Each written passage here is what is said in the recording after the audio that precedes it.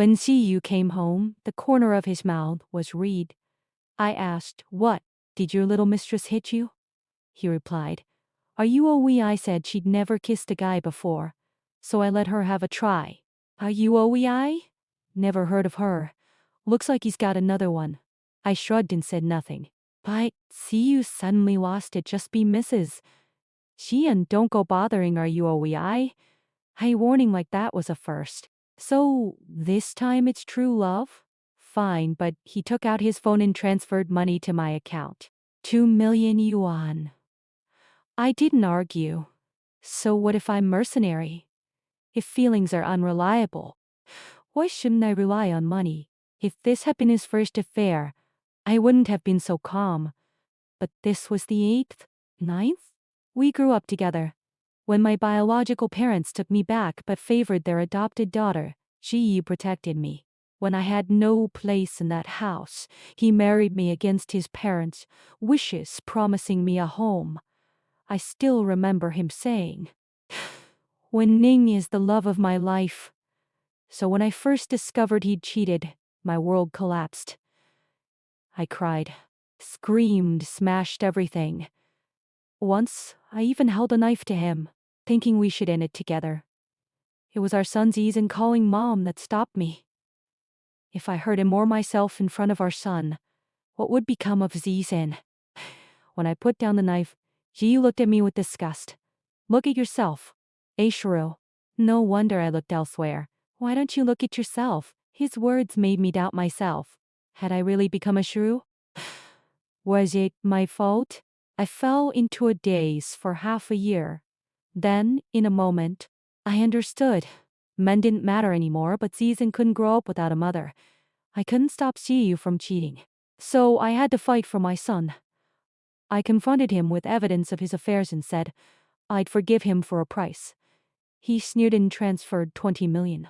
After that, every time he cheated, I demanded compensation. His opinion of me changed from shrew to mercenary. I calculated that with this recent transfer, I had about 200 million yuan in my account.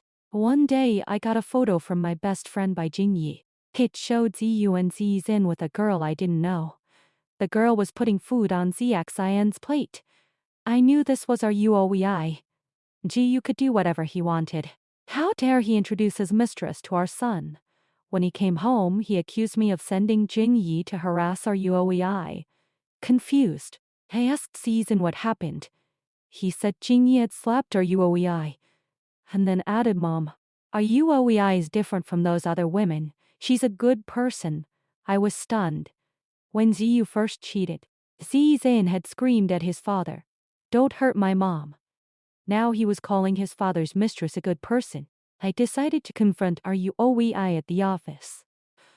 When I opened the door, I saw her sitting on Xie Yu's lap. Her face looked like mine when I was young. Xie Yu told me to go home and stop causing trouble. Back home, Xie scolded me, saying I should apologize to our Ruowei. He said she was saving their loveless marriage, not breaking it up. I looked at my son as if he were a stranger. The shock made me sick. I ran a high fever. The housekeeper called Xie Yu and Xie, but neither came back. She called an ambulance. I lay in the hospital for a day, alone except for the housekeeper. When the fever broke, I understood. I had money, and Xie had our Ruowei. He didn't need me anymore. I called my lawyer. At the hospital, I saw Xie Yu helping our Ruowei. He thought I'd gotten sick because I knew she was pregnant. Xie rushed in, saying he was going to have a little brother. I told them I wanted a divorce. Xie Yu called it nonsense and left.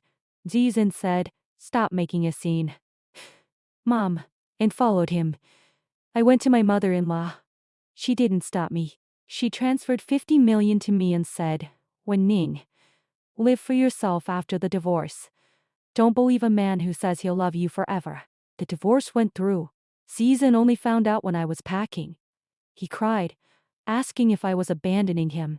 I smiled and said, "Are you I understand you better than I do. You should stay with her." He clutched my clothes.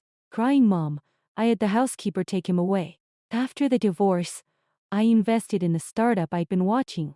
The founder, Lin Yang, often came to discuss progress. 3 years passed. The company grew and so did my wealth. I bought my own house, cutting all ties with the Xie family. Then Xie Yu called, saying Xie was missing from school. Half an hour later, Xie appeared at my door. He'd grown taller, pimples on his face. He said he missed me. I asked coldly, "So, you're not missing me, you're missing being loved. Since no one loves you at home, you remembered me." He cried, "It's not my fault. You abandoned me," I said. "No, I gave you what you wanted. I let you stay with our Ruowei." He admitted he was wrong, and our Ruowei had only pretended to care. After her son was born, she ignored him.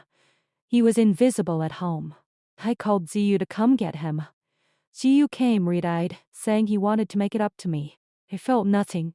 To make them give up, I lied and said I was pregnant, I had a new life and didn't want them bothering me. Xie Yu couldn't believe it. "You have another man?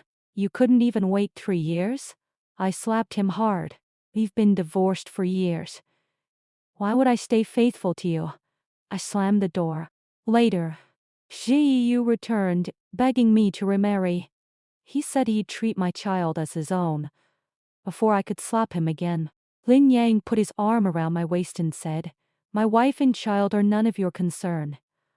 Xie Yu left dazed. I apologized to Lin Yang, saying my lies had dragged him into this. He said what he'd said wasn't all lies. He liked me before my divorce. If it weren't for my investment, his company wouldn't exist. He asked me to consider him if I ever wanted to remarry. I didn't know if I loved him, but I didn't dislike him. My mother-in-law's words echoed in my ear, so I agreed to date but not marry. 2 years later, I said yes. He spun me around in joy. I asked for a prenuptial agreement. He agreed and gave me half his shares and property as my separate assets. Love might lie, but money doesn't. At our wedding, we looked at each other and said I do. I had already started a new life.